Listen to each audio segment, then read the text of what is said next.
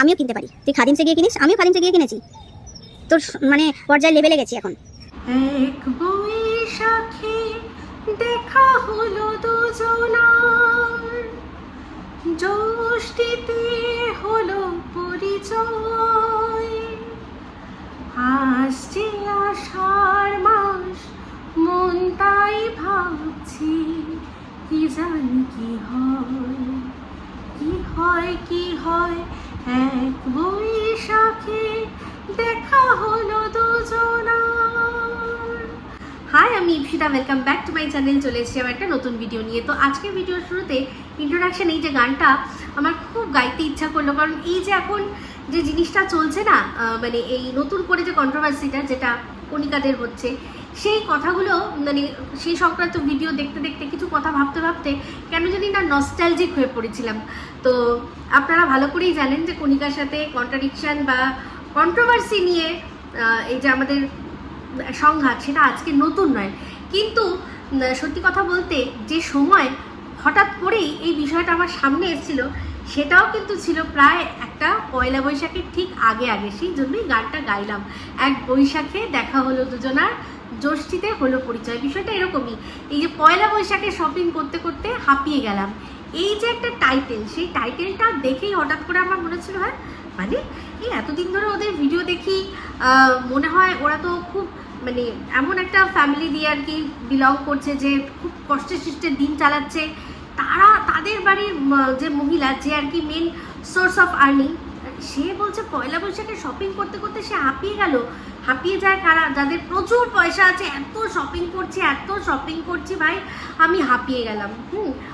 সাধারণত এরকমই তো হয় না, যে এই মল যাচ্ছি সেই মল যাচ্ছি, ওখানে গড়িয়াহাটে পেলাম না, না গড়িয়াহাটে মনে হচ্ছে এটা ভালো না, তার চেয়ে একটু স্প্ল্যানেডে যাই, এরকম করতে করতে মানুষ হাঁপিয়ে যায়। কিন্তু একটা সাধারণ বাড়িতে যে একটা দোকানে গেছে, গিয়ে কিছু জিনিসপত্র কিনেছে, তাতে সে হাঁপিয়ে গেছে, এই যে একটা টাইটেলটা ছিল, সেটা দেখেই আমার খানিকটা শো অফ মনে হয়েছিল। তাই জন্যই আমি ভিডিওটা করেছিলাম যে কি ব্যাপারটা কি, এই যে তোমরা একটা ইমেজ তোমাদের তৈরি করে রেখেছো, সেটা কি আদৌ সত্যি না সেটা ফেক, এই থেকে শুরু হলো কন্ট্রাডিকশন।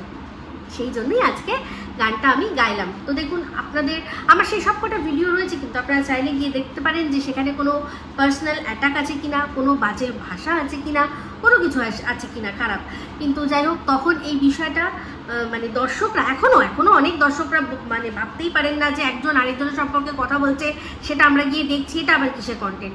তুমি নিজের কিছু করো, তো নিজের কিছু কেউ করুক বা না করুক, তাও কিন্তু অন্যের কিছুকে নিয়ে বলার ক্ষমতা বা অধিকার আমাদের আছে। আমাদের যেরকম আমরা পাড়ায় পাড়ায় মোড়ে মোড়ে দাঁড়িয়ে দাঁড়িয়ে অনেক মহিলারা অন্য বাড়ির সম্পর্কে তো আলোচনা করে, তো সেক্ষেত্রে তাদের মুখকে আমরা বন্ধ করতে পারি না। এই যে আমাদেরকে অনেকে বলে যে আপনারা হচ্ছেন কুটকাচালি করা, পিঠ পিছে কথা বলা মানুষ, এটাই এই জায়গাটা থেকেই আলাদা আমরা।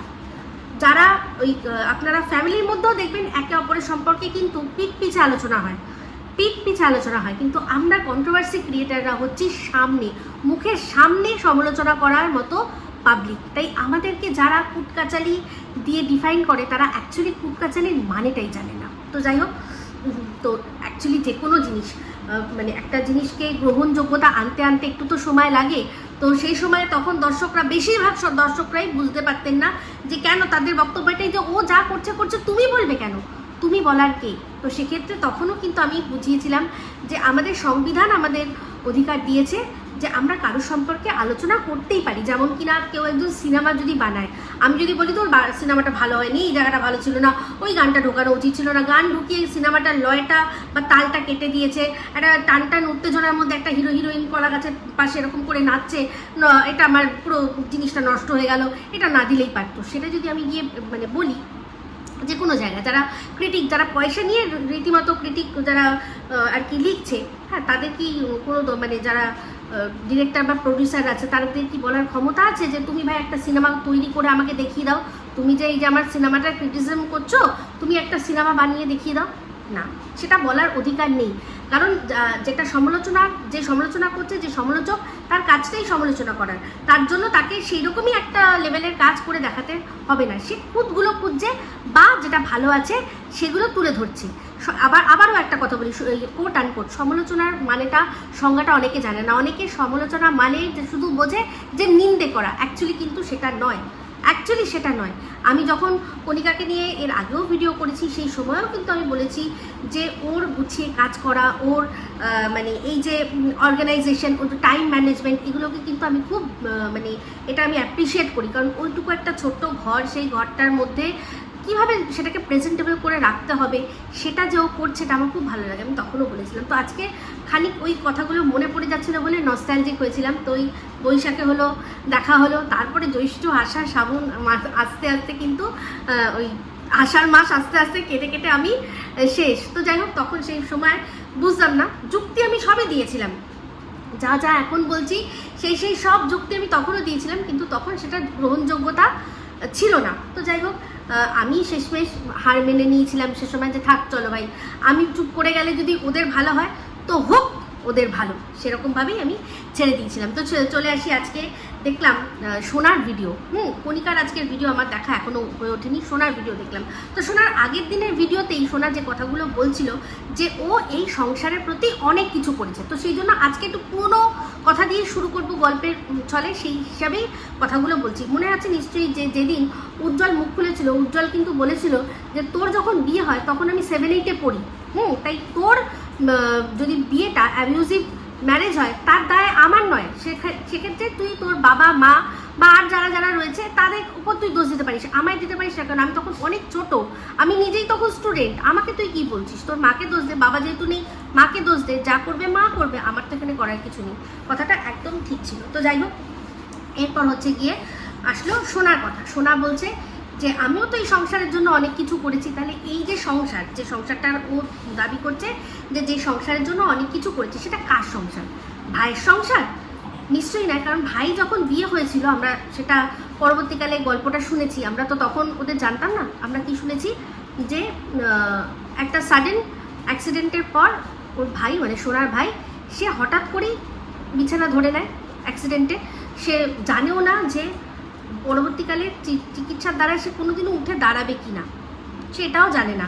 প্রচুর চিকিৎসা করে বলা হয়েছিল যে হয়তো ইমপ্রুভ হবে, কিন্তু পুরোপুরি কিউর হবে কি না কোনো রকম কোনো আমরা সিওরিটি দিতে পারছি না। তো সেক্ষেত্রে মোটামুটি সেটার জীবনটা ধরেই নিয়েছিল যে বাদবাকি জীবনটা আমাকে এরকমভাবেই কাটাতে হবে, তাই না? তো তারপর এন্ট্রি হয় কার? কণিকা। সেখানে কণিকা তারপর এসে, মানে এটা ওদের মুখেই শোনা, যে ও এসে বলে যে আমি তো একে আগের থেকেই ভালোবাসতাম, তাহলে আমি এর সাথে বিয়ে করব। কারণ আজকে আমার বিয়ের পর যদি ওর এরকম অ্যাক্সিডেন্ট হতো তাহলে তার ওকে আমি ছেড়ে দিতে পারতাম না। সোনার ভাইয়ের যখন বিয়ে হয়েছে তখন সে কিছুই করে না। তো এই যে বিয়েটা যে করেছে, সেই মেয়েটিকে তখন বোঝানো হয়েছিল, মানে কণিকাকে বোঝানো হয়েছিল যে কী করবে তুমি দেখে নাও, এ ঠিক হবে কি হবে না কোনো ঠিক নেই, তুমি তাহলে কি করবে।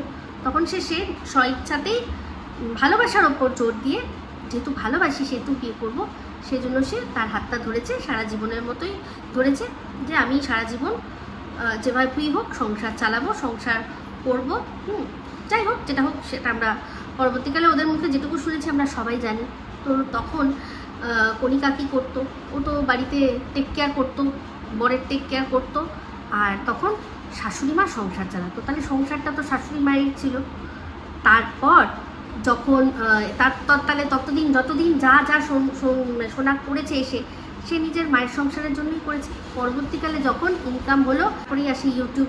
তো ইউটিউবে ওরা দুজনকে সাপোর্ট না করলে কিন্তু আজকে এই জায়গায় থাকতো না। সত্যি কথা বলতে উজ্জ্বল না থাকলেও কণিকার দাঁড়াতে পারতো না, বা কণিকা যদি না থাকতো তাও উজ্জ্বল নিজের অবস্থা দেখিয়ে কন্টেন্ট ক্রিয়েট করে এই জায়গায় পৌঁছাতে পারতো না। তো ওরা এই ইউটিউবের চ্যানেলটার ক্ষেত্রে বলবো দুজনের পরিপূরক। ওর একটা জায়গা ছিল, যেই জায়গাটা সিম্প্যাথি বলুন বা যাই বলুন, সেটাকে সুন্দর করে দেখিয়েছে কণিকা, সুন্দর করে দেখিয়েছে বলেই কিন্তু এত মানুষের কাছে গিয়ে পৌঁছেছে। তা এই চ্যানেলটাতে দুজনেরই সমান কিন্তু আমি বলবো কন্ট্রিবিউশন, দুজন দুরকমভাবে জিনিসটাকে করে যেভাবে হোক ক্লিক করে ওরা আজকে এই জায়গায় পৌঁছেছে। তো তারপর কি হলো, যখন হলো তখন কিন্তু কণিকা কী করলো, তার শ্বশুর শাশুড়ি দুজনেরই কাজ ছাড়িয়ে দিল, দিয়ে বললো যে ইনকাম যখন হচ্ছে এখানেই যা হবার হবে, আর তোমাদেরকে কাজ করতে হবে না। তো কাজটা ভালোই করেছে, খুব ভালো করেছে। তো এই যে এখন সোনা দেখলাম বলছে যে তোমাদের সংসারের জন্য আমি অনেক কিছু করেছি, এই যে তুমি খাওয়ার ফোঁটা আমাকে দিচ্ছ, সেই খাওয়ার যে আমি যখন শ্বশুরবাড়ি থেকে বড় বড় মাছ মাংস তারপর হচ্ছে গিয়ে সব নিয়ে আসতাম, পোলট্রি মুরগি টুরগি সব নিয়ে আসতাম, তখন তো তোমরা সবাই মিলে খেতে। ভাবুন কি অবস্থা, মানে সেই পোলট্রিতে মুরগি মরেছে, সেই বার্ড ফ্লুয়ের মুরগিগুলো নিয়ে এসে খাইয়ে এখন সেটার জন্য ও সোনা কথা শোনাচ্ছে। কি অবস্থা, তাই না? তা সেই যদি মুরগি খাইয়েছে বা মাছ খাইয়েছে, সেগুলো তো কণিকা একা খায়নি, যে কণিকাই ওকে খাওয়ানোর দায়িত্বটা নেবে। কণিকা একা খেয়েছে কি? ও যখন নিয়ে এসছে কতজন মানুষ খেয়েছে দেখুন, গুনুন। ওর দাদা, ও বড় দাদা, বড় বৌদি, তাদের আমি বাচ্চাগুলোকে ছেড়েই দিলাম, দুজন হলো। তারপর ওর মা, তাই তো? ওর যখন নিয়ে আসতো তখন কিন্তু দিদি, জামাইবাবু, তার বাচ্চা সব মিলে কিন্তু খেত, আর তার সাথে থাকতো উজ্জ্বল, আর মাঝখানে শুধু কণিকা, একটা মানুষ, ঠিক আছে? তো আর ও খেত যখন আনতো, ও তো ওই বাড়িতে খেত, তাই না? অনেক সময় দেখেছি বড় বড় মাছ টাছ, অনেকবার মনে হয় কই মাছ না কি একটা মাছ ওদের সব ধরে এনেছিল, তখন সব দিয়ে গেছিলো যে ভাই খেতে ভালোবাসে সেই জন্য। তো এতজনকে যে খাইয়েছে তার মাঝখানে ও খেয়েছে, তো শুধুমাত্র কণিকা একটু খেয়েছে বলে কণিকাকেই ওদের পুরো সংসার চালাতে হবে, মানে এই সোনাকে বসিয়ে বসিয়ে খাওয়াতে হবে? এটা তো ভারী অন্যায় বিষয় না? একেবারেই অন্যায় বিষয়। তো এখানে ও যখন বিয়ে হয়েছিল তখন কণিকা ছিল না, আর উজ্জ্বল ছিল অনেক ছোট, যার কিনা কোনো রকম কোনো মানে ভালো মন্দ কোনো কিছু ওপিনিয়ন নেওয়ার কেউ প্রয়োজন বোধ করেনি। তখন কাদের ওপিনিয়ন নিয়েছে? বড় দাদা আর বড় দিদি। তাহলে বড় দাদা দিদি কেন এখন এই বোনের দিকটা দেখছে না? তো কণিকাকে যখন এনে দিয়েছে, যখন রান্না করেছে, তখন দাদা বৌদিও বাড়িতেও খাবারটা পৌঁছেছে, তাহলে কেন তারা এখন এই সোনার বিষয়ে কিছু করবে না? তো কণিকার বাড়িতে তো ও রয়েছে, তাহলে এই সোনার উচিত বলা যে আমি তো রয়েছি এখানে, আমি এখানে রয়েছি। ও তো প্রথমে বলেছিল আমাকে থাকতে দিতে হবে, ভাগের কোনো বিষয় না, আমার যতদিন ইচ্ছা আমি তো সবসময় থাকবো না, আমি এখান থেকে চলে যাব, এটাই তো বলেছে। তাহলে আমার মনে হয় ও তো এখানে রয়েছে, তাহলে খাবার দায়িত্বটা বড় দাদা বা দিদি তারা নিক, বা দুজনে মিলে ঝুলে নিক, তাই না? যখন এখানে ওদের খাইয়েছে ওর সংসারের ওখান থেকে, ওর যখন গ্রামের বাড়ির থেকে মুরগি মাছ সব নিয়ে এসছে, তখন দাদা বৌদি দিদি জামাইবাবু সব মিলে খেয়েছে, আর এখন খাওয়ানোর বেলায় শুধু কণিকাই কেন খাওয়াবে? তাহলে ও যখন এই বাড়িতে রয়েছে, এখানে নিচে যে রয়েছে, তার ইলেকট্রিক বিল তো অবশ্যই নিশ্চয়ই একটাই সাথে চলে, তো বাই ডিফল্ট হয়তো কণিকাকেই ওটা দিতে হয়। আর যদি আলাদা আলাদা হয়ে থাকে তাহলে আলাদা, ওপর নিচে আলাদা আলাদা হতেও পারে, কিন্তু সেক্ষেত্রেও যে বলছে আমি কিচ্ছু করবো না, তা সে তো ইলেকট্রিক বিলও দেবে না, তো সেটা তো অবশ্যই তখন কণিকাকেই দিতে হবে, নাহলে তো ইলেকট্রিসিটি বিল মানে ইলেকট্রিসিটিটা কেটে দিয়ে চলে যাবে, মিটারটা কেটে দিয়ে চলে যাবে, তাই না? তো তাহলে ওর এখানে থাকছে, দেখলাম এসি চালিয়ে তারপর ঝগড়া করছে, তার বিলও যখন কণিকাই দিচ্ছে, তাহলে এই দাদা আর দিদি তারা মিলে বোনের খাওয়ার ব্যবস্থাটা একটু করতে পারছে না? নিশ্চয়ই পাচ্ছে, নিশ্চয়ই পারা উচিত। ও যখন সবার ওপর জুলুমবাজি, মানে তো সোনা যখন জুলুমবাজি করছে, জুলুমবাজিটাও সবার বাড়িতেই করা উচিত। এরকমই যে কণিকাকে যে মুখের ওপর বলছে যে আমাকে তোমাকে খাওয়াতেই হবে, সেই কথাটাই ক্যামেরা অন করে ওর বড় বৌদির কাছে গিয়ে বলুক যে আমাকে তোমাকে খাওয়াতেই হবে, খাওয়াতেই হবে। তোমার বাচ্চাকে অনেক সময় আমি দেখেছি, তোমার বাড়িতে আমি এটা ওটা কাজ করে দিয়েছি, আমার বাড়ির থেকে যখন মাছ মাংস তারপর হচ্ছে গিয়ে ওই বার্ড ফ্লুয়ের চিকেন আসতো, তখন সব তোমরা বসে বসে খেয়েছো, তাহলে তোমার এখন আমাকে খাওয়াতেই হবে, আমি কণিকার বাড়িতে থাকবো, তোমার বাড়িতে খাবো, তবেই না এটা যুক্তিযত হবে। সবটাই কণিকার মতো ঘাড়ে চাপিয়ে দিলে তো এটা কোনোরকমভাবে জুলুমবাজি হচ্ছে মনে হচ্ছে, নাটকের জন্য। তো যাই হোক, আমার বক্তব্য একটাই, এটা করা উচিত যে ওর এখন সোনার এখন উচিত গিয়ে নিজের বৌদির বাড়িতে, বড় বৌদির বাড়িতে ঝামেলা করে তার কাছ থেকে দুটো ভাত আদায় করা উচিত।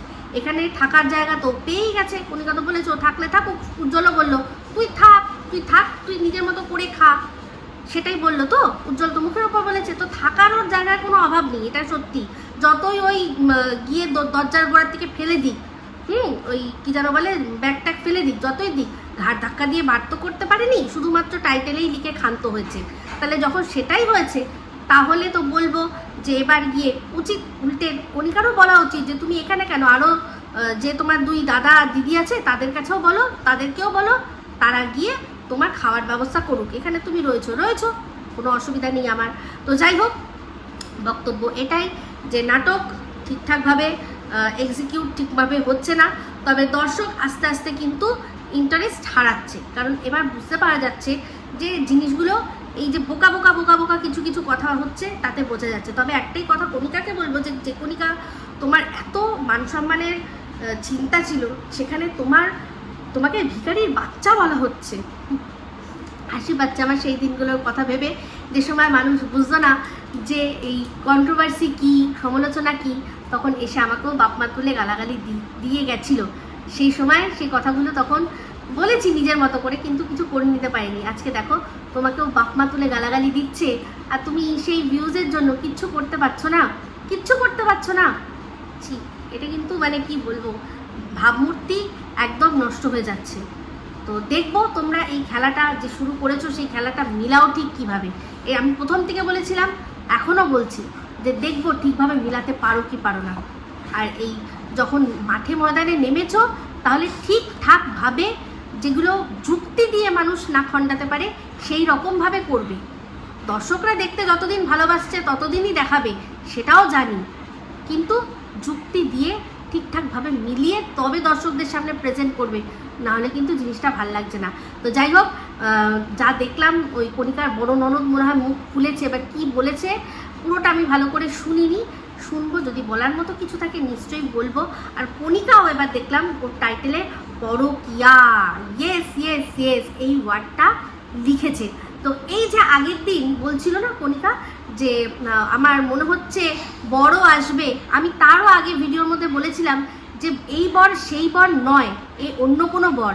কারণ এই দেখেছিলাম যে সোনা তার ভিডিওর মধ্যে, একটা শর্ট ভিডিওর মধ্যে এরকম একটা দিয়েছিল যে এই জীবনে আর এরকম ভালোবাসা পেলাম না, অথচ বাচ্চাকে যখন পাশে নিয়ে, মানে মেয়েকে যখন পাশে নিয়ে বসে ভিডিও করছিল, তখন বলছিল হ্যাঁ আমার জীবনেও কেউ আসতেই পারে।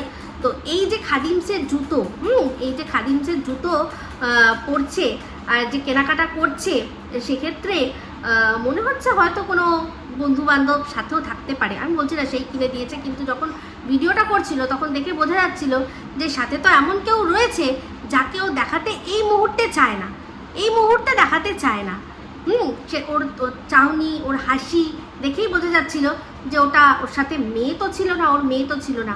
মেয়ে থাকলে তো নিজেকে দেখাতো। তো বুঝতেই পারছি এমন বন্ধু যে জুতো দিয়ে দিয়েছে কণিকাকে মারার জন্য, তাহলে সে আর কি করতে পারে। তো এবার বলবো যদি সত্যি এটা হয়, তাহলে এই সোনার আসল মুখোশটা খুলে দাও, যেভাবে আর কি ভাইয়ের বইয়ের ওপর অত্যাচার করছে, যদি সত্যি এটা হয়, বারবারই বলছি কোট আনকোট, যদি সত্যি এটা হয়, নাটক না হয়, তাহলে বলবো যে এই ধরনের জিনিসকে প্রশ্রয় দেওয়া উচিত না, একদম উচিত না। তুমি আগে ডিভোর্স নিয়ে তুমি যা খুশি করো, কিন্তু ডিভোর্স না নিয়ে তার আগেই তুমি এইখানে এরকমভাবে শুরু করে দিতে পারো না। তার উপর অন ক্যামেরা বলছে যে জীবনে আসতেও পারে কেউ, মেয়ে পাশে বসে রয়েছে, কি অদ্ভুত ব্যাপার। তো যাই হোক, যেটাই হোক, আস্তে আস্তে সমস্তটাই আমাদের সামনে আসবে। আর সোনা, তুমি গিয়ে এই যে খাইয়েছো তো, আর যাদের খাইয়েছো তাদের কাছে গিয়েও তুমি দাবি দাওয়া করো যে তারাও যেন তোমাকে খাওয়ায়। একা কণিকা খায়নি, সবাই মিলে তোমরা খেয়েছো। আর কণিকা যদি খেয়েও থাকে, ও রান্না করেছো, নুন তেল মশলাগুলো গ্যাস সমস্ত ও দিয়েছে, এমনকি ওই যে তোমার মাছ আর ওই তোমার বার্ড ফ্লুয়ের চিকেন, সেই চিকেনগুলো খাওয়ার জন্য ভাত রুটি হ্যানা ত্যানা সমস্ত কিছু কণিকাই প্রোভাইড করেছে, কণিকাই দিয়েছে। তাই ওর ওইটা দিয়ে বিচার হবে না। যাও, যারা বসে বসে তোমার ওগুলো খেয়েছে তাদেরকে গিয়ে বলো যাতে তোমার মুখের সামনে দুবেলা খাবার টাইম টু টাইম পৌঁছে দেয়, বা তুমি তাদের বাড়িতে গিয়ে খেয়ে এসো, এখানে জুলুমবাজি না করে। বুঝতে পেরেছো? তো যাই হোক বন্ধুরা, এই ভিডিওটা এই অবধি রাখলাম। যদি ভালো লাগে তাহলে অবশ্যই লাইক শেয়ার কমেন্ট করতে ভুলবেন না। যারা চ্যানেলটা সাবস্ক্রাইব করেননি তারা সাবস্ক্রাইব করে নেবেন। সবাই ভালো থাকবেন, সুস্থ থাকবেন। আবার আসছি খুব শীঘ্র এক নতুন ভিডিও নিয়ে। টাটা।